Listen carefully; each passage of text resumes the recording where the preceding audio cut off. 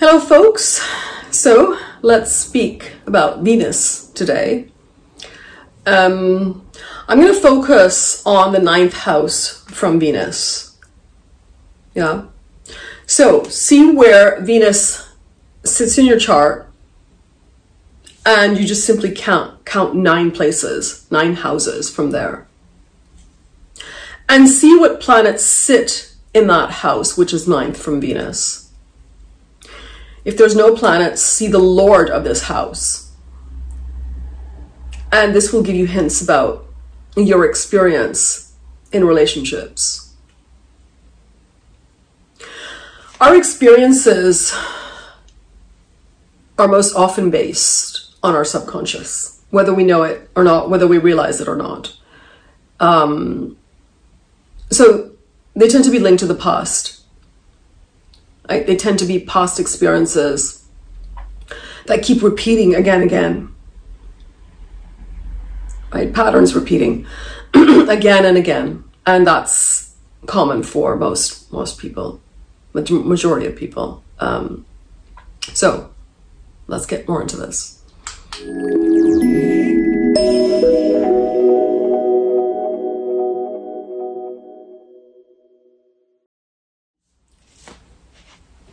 The 9th house is said to represent our past, even our past lives.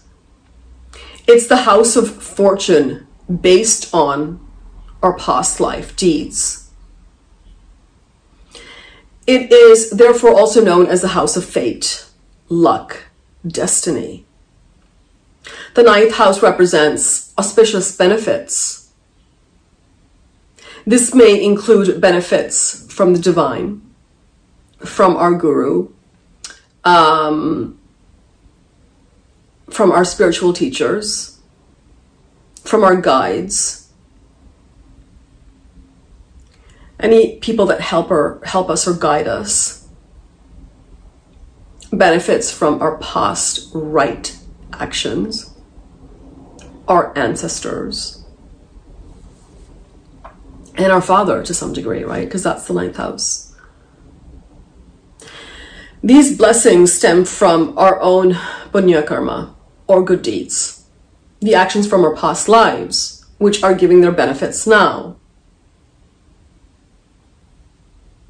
So back to our topic. We're talking about how the 9th house from Venus impacts our relationship experiences.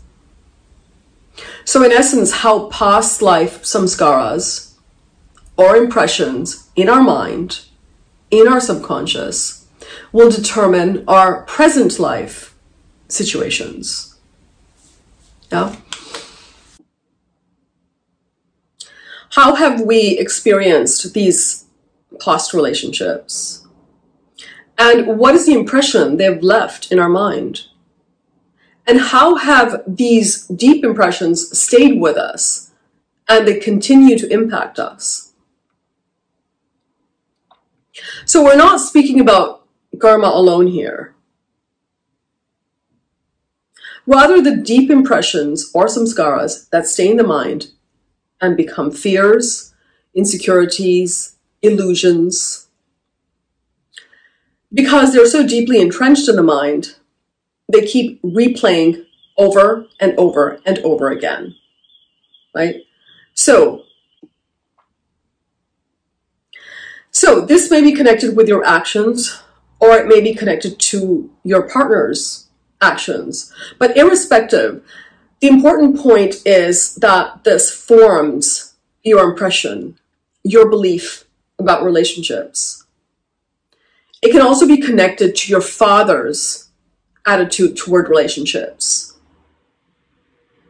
and his relationship with your mother, right? How this has impacted you and how this gets transferred over to you. Because of these impressions and attitude, you may not have a good relationship, or you may avoid getting into a serious relationship or marriage. Even as early as your conception, the attitudes of your parents toward relationships, especially your father, get energetically transferred to you. Yeah.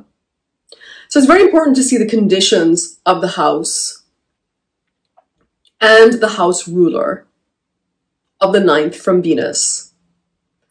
If this ninth from Venus is afflicted, it will certainly delay marriage, right? Especially if Saturn or Rahu is sitting there. It may also spoil your impression about marriage and relationships.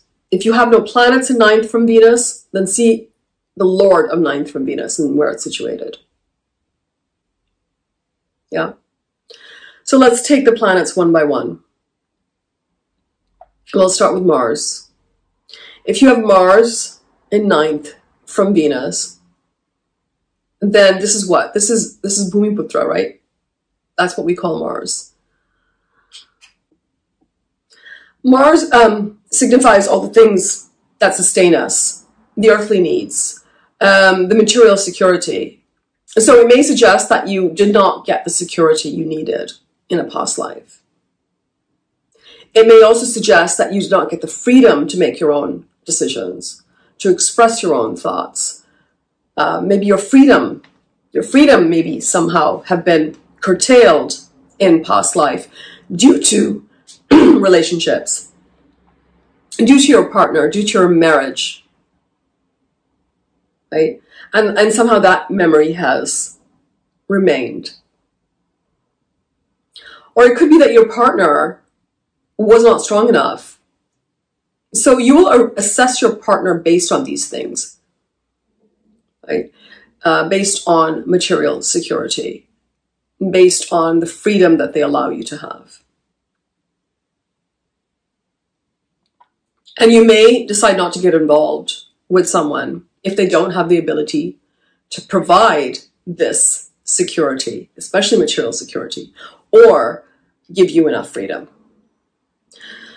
Mars, of course, is also the Karaka of violence.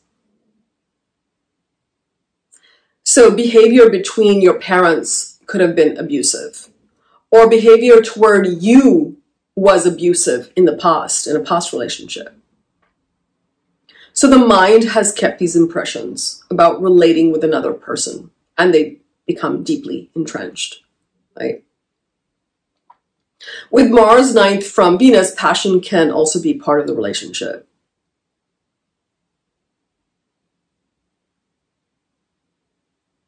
Especially if Mars is sitting in Venus's house. In any case, Mars-Venus trine tends to bring passionate relationships and past life partners. Yeah. So let's speak about the Sun. Sun, of course, is not going to be very far from Venus, right? That doesn't happen. So in this case, we would take the Lord.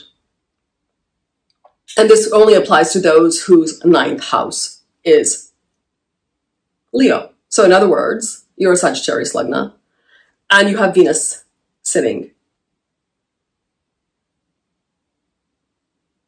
in your Lagna, right? And then Leo becomes the ninth house.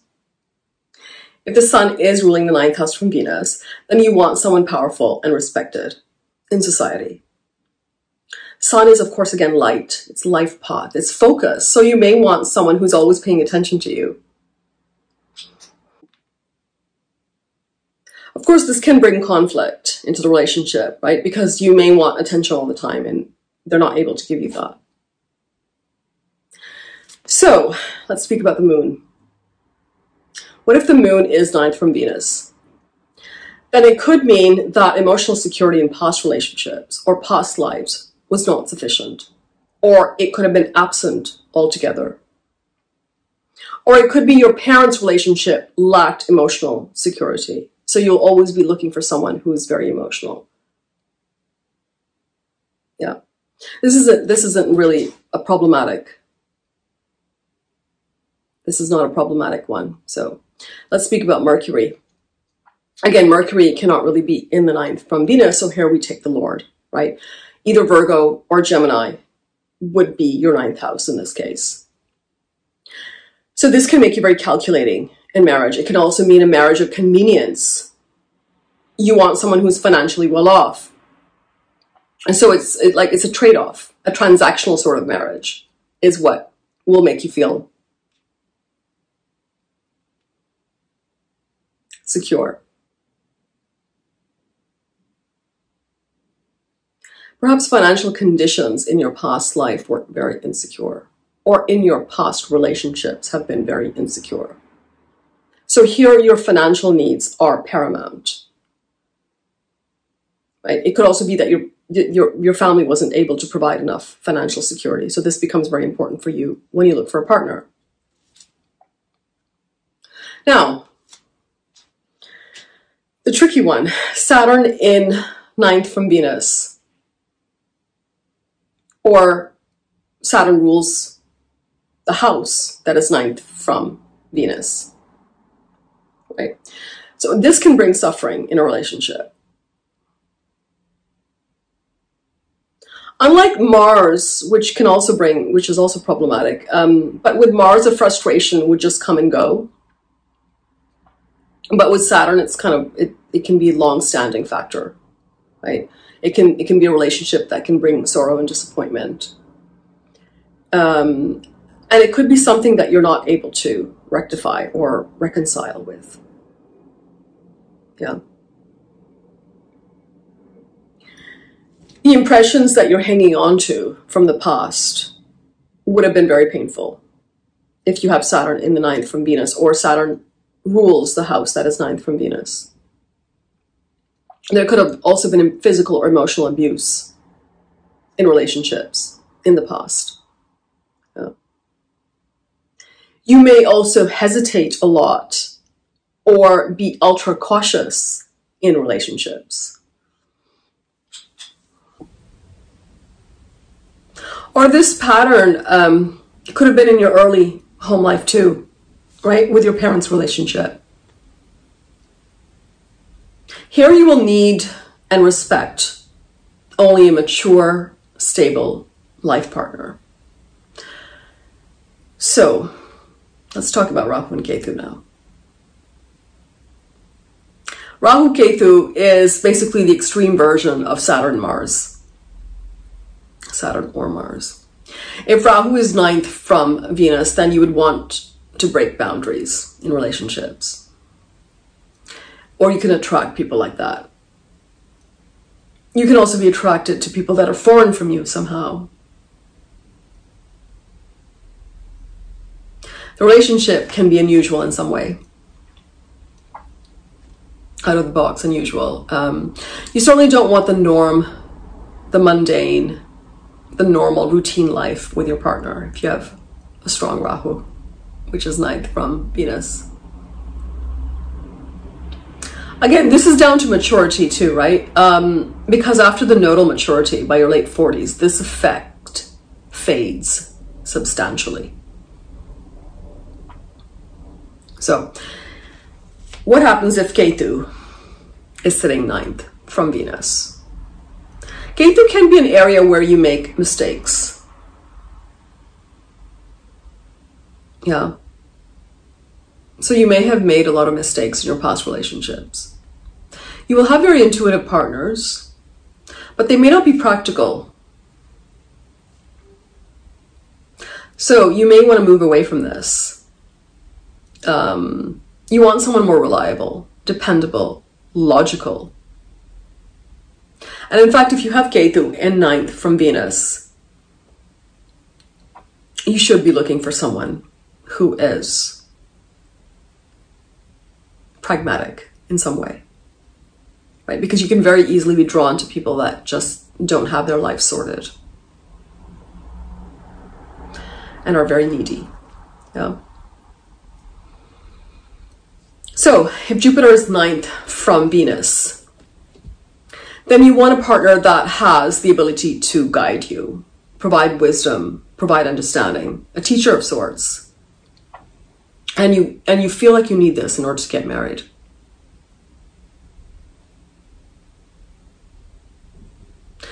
See, now the thing is, if you have one malefic in the 9th from Venus, then it's manageable. And many people will have a malefic 9th from Venus. But if it's more than one, including aspects, then that can create problems. And in that case, you have to have like a Venus remedy.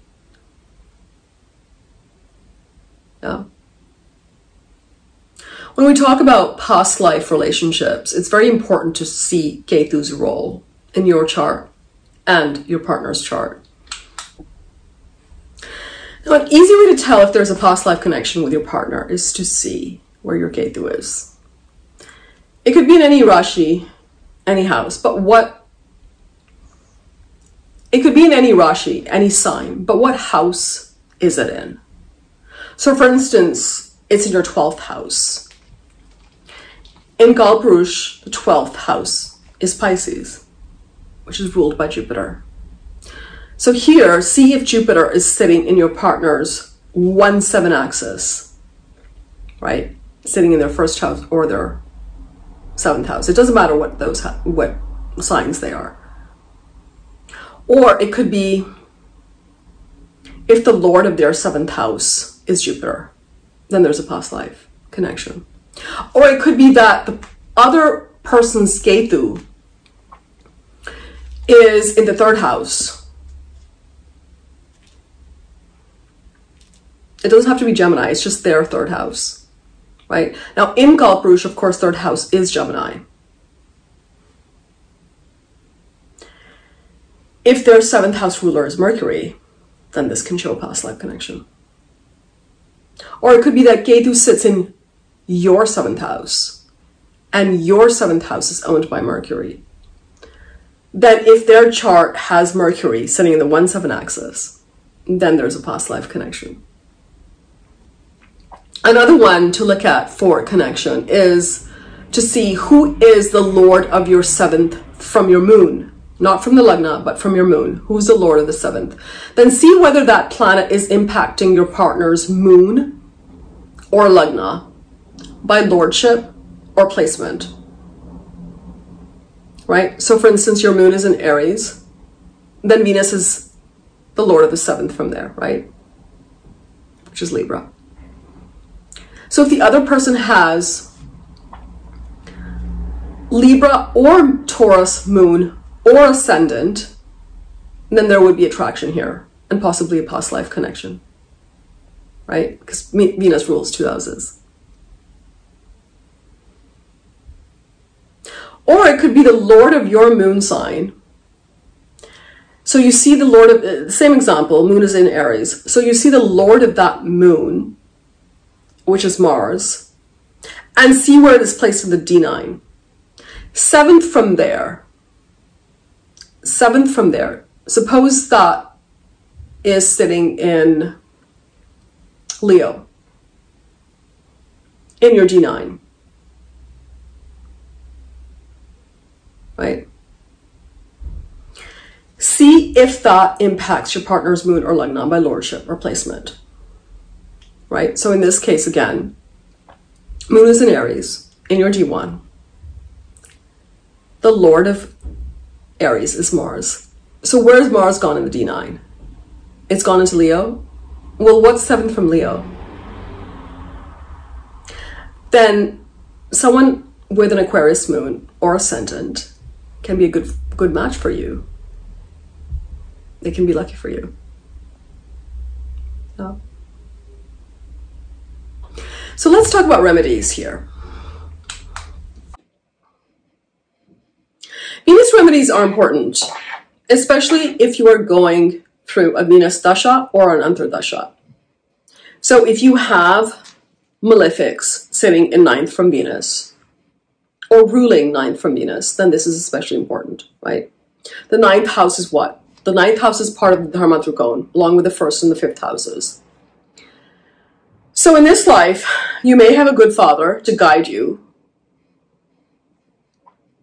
or you may have a good guru to show you the light, or you may not. Whereas the 5th house is future. It's where we have some degree of control, right? It's the house of creation, our future generation, our children. So to some extent, we could correct or balance out our karma with what we create in this life. If 9th house is a problem, then correcting it with 5th house matters. is the solution. So we look at 5th from Venus in your chart. We can strengthen this house or significations of this house. For instance, for you, 5th from Venus is Sagittarius. Then taking guidance from experts, higher education, higher learning, spiritual subjects, long distance travel. These are all things that would uplift that Sagittarius, right? So getting involved with these aspects of life. And it's even better if you have a business where it impacts one of these aspects of life, right? 5th house being creation is our own business. It's our own work. Or let's say you have Virgo, 5th from Venus, then service to others, healing remedies, caring for pets, teaching others about medicine, about health, about healing, about Ayurveda, things like that. Yeah, so that's just a snapshot, and that's all for now. So feel free to leave your comments, and don't forget to like, share, and subscribe. Thank you, folks. Cheers.